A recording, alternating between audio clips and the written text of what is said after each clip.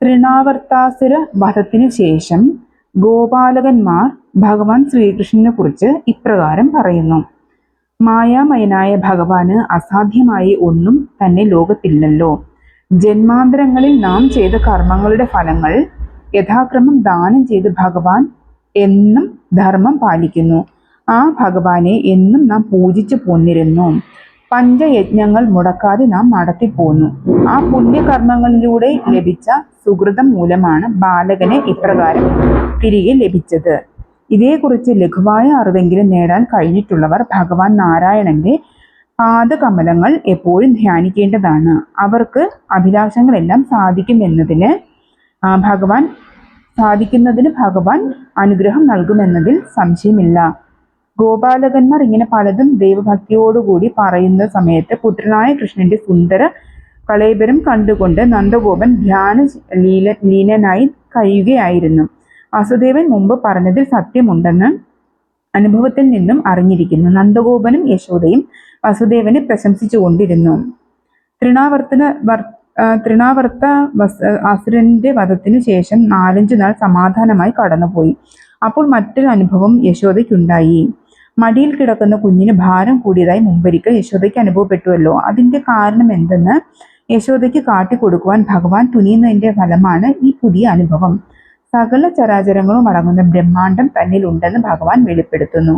ഒരു ദിവസം യശോദ തന്റെ പുത്രനെ മടിയിലിരുത്തി മുല കൊടുത്തുകൊണ്ടിരിക്കുകയായിരുന്നു. തൃപ്തിയടഞ്ഞ ആ പുത്രൻ മന്ദഹാസം തൂകി. അവൻ എത്രയോ നിർമ്മലനാണെന്ന് യശോദ അറിഞ്ഞു. അവന്റെ ചിരിക്കുന്ന മുഖത്ത് നോക്കിക്കൊണ്ട് വിശുദ്ധമായ സുഖത്തിന്റെ മാധുര്യം നുകരുന്നതിനിടയിലാണ് ആ അനുഭവത്താൽ യശോദ അനുഗ്രഹിക്കപ്പെടുന്നത്.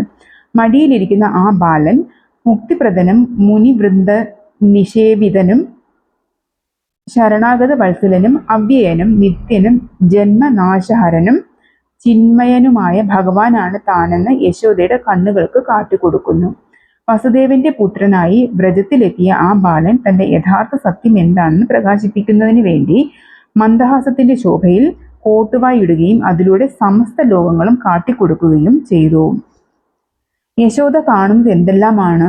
ഭൂമി, മേരു, ഗിരികൾ, വനങ്ങൾ, നദികൾ, സമുദ്രങ്ങൾ, ദ്വീപുകൾ, ശൈലങ്ങൾ, ദീപാന്തരങ്ങൾ, ചക്രവാളമോട് ഒത്ത് ഉരുമുന്ന മലകൾ, പാതാളം, വേതാളഭൂത പിശാചാദികളുടെ യാത്ര, മനുഷ്യനും ദേവതകളും മൃഗങ്ങളും അടങ്ങുന്ന ഭിന്നജാതികൾ, ദിക്പാലകന്മാർ, ആശാന്തരങ്ങൾ, സ്വർഗം, ജ്യോതിസ്വരൂപങ്ങൾ, നക്ഷത്രങ്ങൾ, ആദിത്യചന്ദ്ര ഗ്രഹാദികൾ, ഇങ്ങനെ ഈ ലോകം മുഴുവനും സ്വപുത്രന്റെ ജഠരത്തിൽ യശോദ ദർശിച്ചു.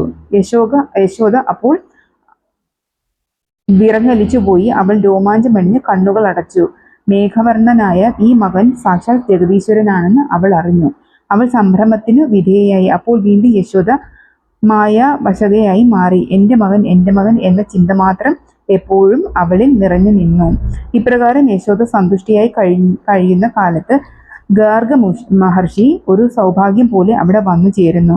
വസുദേവൻ ആവശ്യപ്പെട്ടതനുസരിച്ച് ഗാർഗ മഹർഷി നന്ദഗോപ ഭവനത്തിൽ വന്നു ചേരുന്നത്. മഹാതപസി എന്നുള്ള പ്രസിദ്ധനും യദുവംശത്തിന്റെ ഉപാധ്യായനുമാണ് ഗാർഗ മഹർഷി. ആ തപോധനെ കണ്ടപ്പോൾ നന്ദഗോപൻ എഴുന്നേറ്റ് ആദരിക്കുകയും ഉപചാരപൂർവ്വം എതിരേൽക്കുകയും ചെയ്തു.